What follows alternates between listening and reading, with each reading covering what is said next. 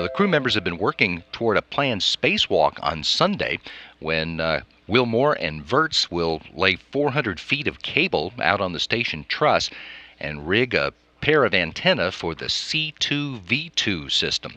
That's Common Communications for Visiting Vehicles. That's going to be used for rendezvous and navigation for American commercial crew vehicles and other visiting vehicles that will be arriving at the station to link up to the soon-to-be-installed international docking adapters.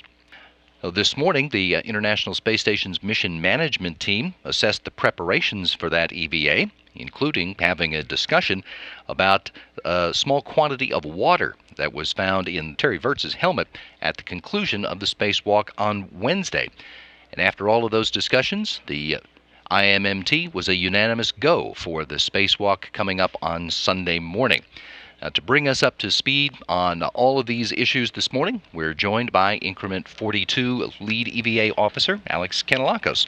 Let me get you to start by bringing us up to speed on the situation with Terry's suit. What did you see at the end of the spacewalk on Wednesday? All right. Well, so Wednesday we completed successfully EVA 30, and at the end of the EVA during repress of the airlock, Terry noticed some water in his helmet.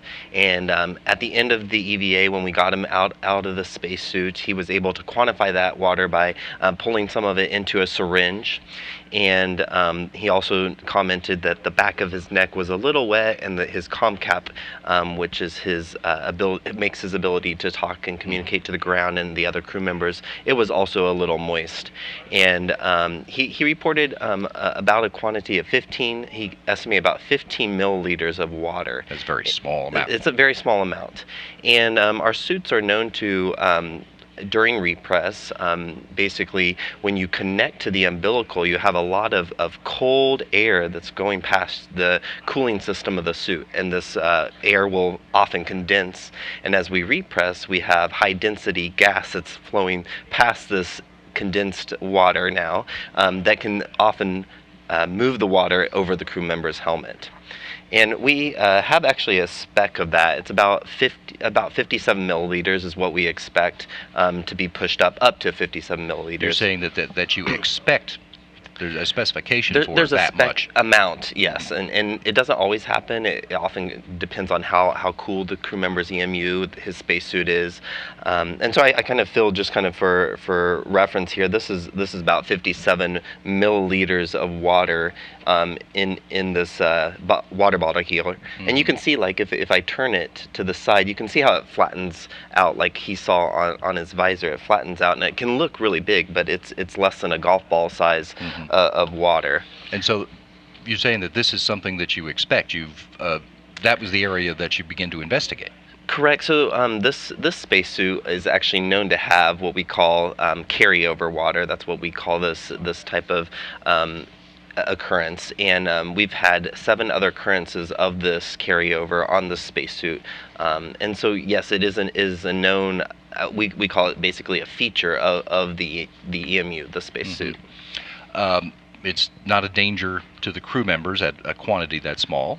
That's correct. So going back to my water bottle here, EVA 22 and 23, when at the end of EVA 23, when Luca had the water in his helmet, it was twice the amount of water that can fit into this water bottle. So the entire bottle. The entire bottle. So you can see that this amount is almost, an order of magnitude less than what Luca saw. So, and this is something you've seen before, and in fact expect it to happen.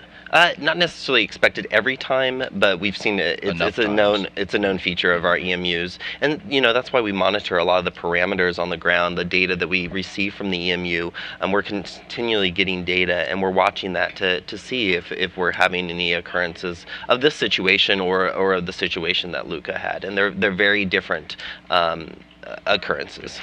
So, is everything else all set to go on Sunday too? So, as you mentioned today, the crew is working a lot in preparations for their EVA on Sunday, and that will be EVA 31, and they'll be deploying the C2V2 communication system.